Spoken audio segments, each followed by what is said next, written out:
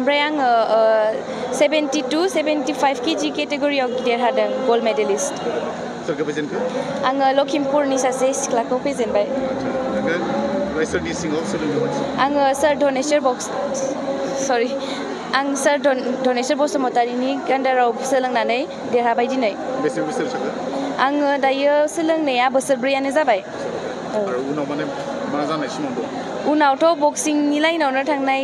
अलिम्पिक्स बिदिनो गेलेनायनि सिमां दं नोंनि आइकन जायफोर बक्सार सोर दाथ'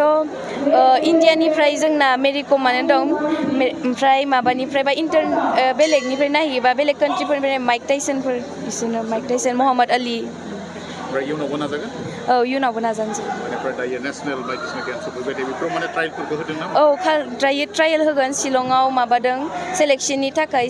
माने माबादों लिंहरदों बेयाव थांगोन आं सिंनि गार्ल्स एन्ड बयस दा बेखौ खुंनायाव जथेस्थ' थाखा फैसानि गोनांथि माबायदि खुंखो बेखौथ' बहुद माने जोंहा प्रब्लेम जागौमोन जोंनि माने मानिजाथाव मानगोनां बिटिआरनि डेपुटि चिफ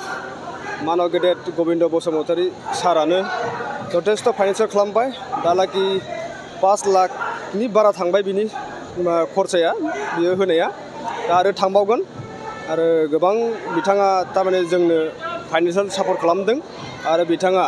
जोंनो नांगौमानि जों जेब्लानो खबर होयो अब्लानो बिथाङा फैयो आरो जोंनो नांगौमानिखौ बिथाङा होबाय थादों आरो होबाय थागोन आरो गोबां रायजो राजाफ्राबो आरो जायफ्रा जेनेबा टिकेटार दुकानदार बिथांमोनाबो जोंनो स्पन्सार खालामदों जथेस्थ'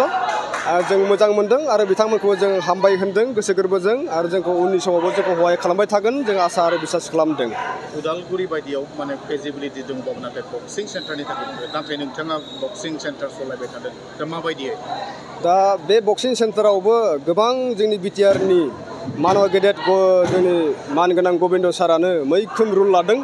आरो बिथाङानो हलखौबो बनना होनाय जाबाय आरो इकुइपमेन्ट्सफोरखौ बिथाङानो गथै लाबोजोबनाय जागोन बिथाङा खोथा होदों आरो थानाय आरो जानायनिबो बेबस्थाखौ बिथाङा खालामना होगोन उननि समाव थ' आरो बाखि खामानिफोरखौबो बिथाङा गासै खालामनानै होगोन होननानै खोथा होदों आरो जिबायदि खोथा होदों बेबायदिनो खालामबाय थादों आरो उननि समावबो खालामबाय थागोन आङो बे बिटिआर सरकारखौ आङो गोसो गोरबोजों हामबाय होनदों जमुना बर'आबो गिबियैनो उदालगुरियावनो सोलोंजेनदोंमोन नाथाय दिनै इन्टारनेसनेल बक्सार हिसाबै जानो आरो इयुनावबो बेबायदि बक्सार ओंखारगोन होननानै नोंथांनाव सिमांफोर दंमोन आंथ' एकदम थोंजोङैनो आङो दिनै बुंनो सानदों जोंनि बिटिआर हालामनि सुबुंफ्रा गोख्रोंनिफ्राय गोख्रों जाबाय बक्सिङाव थ' जोङो थाबैनो जोङो इन्टारनेसनेल आरो बेबायदिनो एसियान गेम आरो अलिम्पिकआव सहैगोन होननानै आं आसा आरो मिजिं थिदों आरो आं मैखोमै बक्सिंनि थाखाय जिउ दान होनानैबाबो आङो आवगायलांहोगोन आरो आङो मिजिं दङ नोंथाङा जे बेयो जाबाय जोंनि बक्सिं ट्रेनिं सेन्टारनि नामा धनेश्वर बसुमतारी बक्सिं ट्रेनिं सेन्टार बेयो जाबाय जोंनि उदालगुरिनि सिङावनो दङ पुरान थाना गामियाव आरो बेहाय जुदि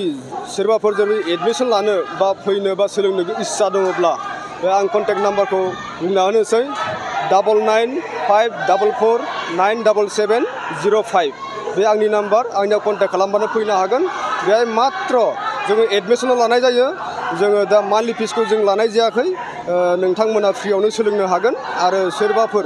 दुखिया बांद्राय दुखियाफोरखौ जोङो बेखौ एक्सट्रायै जोङो माबा मोनसे गभर्नमेन्टनिफ्राय बा डिपुटिसिनिफ्राय जों सावरायनानै किसुमान खामानिखौ जों मावना होनाय जायो इन्डिभिजुवेल गेमा ओरैबायदि जाहैबाय बे गाव हारसिंनि जिथुनाखि गावआ जेसेबां खस्थ' खालामगोन माने गावनो बे फिथाइखौ मोनगोन जायहा माने बादुला माने खस्थ' खालामा बे फिथाइखौ मोननाय नङा बेनिखायनो इन्डिभिजुवेल गेमखौ नोंथांमोना गेलेयोबा साबसिन आरो बेहाय गोबां माने थाबैनो जौगालांनायनि लामाया थायो आरो दङ हामबायसै বক্সিং হৈ আছে কি ক'ব আপুনি মই ক'ব বিচাৰিম যে 44 ইণ্টাৰ ডিষ্ট্ৰিক্ট হৈ আছে গাৰ্লছৰ বয়জৰ জুনিয়ৰ বহুত ভাল এৰেঞ্জমেণ্ট কৰিছে তো আমি ওদালগুৰি যি কৰ্মকৰ্তা আছে সেক্ৰেটাৰী প্ৰেচিডেণ্ট আছে তাক বহুত বহুত ধন্যবাদ দিব বিচাৰোঁ যে বহুত ধুনীয়া এৰেঞ্জমেণ্ট কৰিছে আৰু ব্যৱস্থাখিনি খুব ধুনীয়া হৈছে খোৱা লোৱাও ভাল হৈছে খেলা চলাটোও ভাল হৈছে তো এইটো কাৰণে বহুত বহুত ধন্যবাদ ক'ব বিচাৰিম ওদালগুৰি আৰু আগে পিছে এনেকৈ জানো গেম পাতি থাকে তো আমাকো ভাল লাগিব ভাল ব্যৱস্থা কৰিছে বাচ্চাকেইটা খোৱা বোৱা থকা গোটেইখিনি বহুত ধুনীয়া হৈছে সচৰাচৰ মানে যুৱ প্ৰজন্মসকল আপোনাক মানে কেতিয়াবা টিভিত দেখিছে ক'ৰবাত দেখিছে কিন্তু আজি আপুনি ইয়াত ওদালগুৰিলৈ আহি যুৱ প্ৰজন্মসকলৰ কাৰণে কি আহ্বান জনাব মই মই আগৰ পিছে ওদালগুৰি প্লেয়াৰকেইটাক চাই থাকোঁ খুব ধুনীয়া খেলে খুব ধুনীয়া ষ্টেমিনাৰ কম্বিনেশ্যন মই কোচজনৰ নাম পাহৰিছোঁ ইয়াত কেইবাজন আছে কি নাম জানো তাৰ ল'ৰাটো আমাৰ এই ভাগ্যৱতী কছাৰীটো আমাৰ ৰেলতে আছে আমাৰ একেলগৰ যমুনা ভাগ্যৱতী আৰু অংকুচিতা আৰু এতিয়া আমাৰ ফেলাও অঞ্জলি আৰু মিনু বসুমতাৰী তো এনেকৈ আমাৰ ওচৰত বহুত আছে বক্সাৰ তো মই সেইকাৰণে ভাবোঁ যে আৰু বক্সাৰ ওলাই যাওক আমাৰ লাভলীনা নিচিনা অলিম্পিকৰ কাৰণে যিমান কষ্ট কৰিব তো এনেকৈ আগলৈ অভিভাৱকসকলৰ মহিলাসকলক মানে বক্সিঙলৈ আনিবৰ কাৰণে মানে একেলগে নিবিচাৰে তেখেতসকলৰ কি আহ্বান জনাব মানে মহিলাসকল মানে খেলিলে কিবা কষ্ট হয় নেকি কষ্ট নহয় আজিকালি আমাৰ আমি খেলা সময়ত যেতিয়া আমি ৱৰ্ল্ড খেলিছোঁ এছিয়ান গেমছত গ'ল্ড এণ্ড বেষ্ট বক্সাৰ আছে আৰু ৱৰ্ল্ডত মোৰ ব্ৰঞ্জ মেডেল আছে তো আমাৰ সময়ত আছিলে ইমান ফেচিলিটি নাছিলে আজিকালি বহুত ফেচিলিটি হৈ গ'ল ফেচিলিটি মিনছ মানে ডায়েটিচিয়ান লাগে আৰু ফিজিঅ'লজি লাগে চাইক'লজি লাগে কোচো ভাল লাগে তেতিয়া এজন প্লেয়াৰ ওলাই যাব তো মানে অকল প্ৰেক্টিচ কৰিলেই নহয় প্ৰেক্টিচৰ লগত খোৱা লোৱাও ভাল হ'ব লাগিব এজন কোচো লাগিব ভাল এজন চাইক'লজিও ভাল লাগিব তেতিয়াই এজন প্লেয়াৰ আগলৈ যাব পাৰিব যেনেকৈ আমাৰ লাভলীনা অংকুচিতাহঁতে যেনেকৈ অলিম্পিকৰ কাৰণে ওলাই গৈছে সেনেকৈ ওলাই যাব পাৰিব থেংক ইউ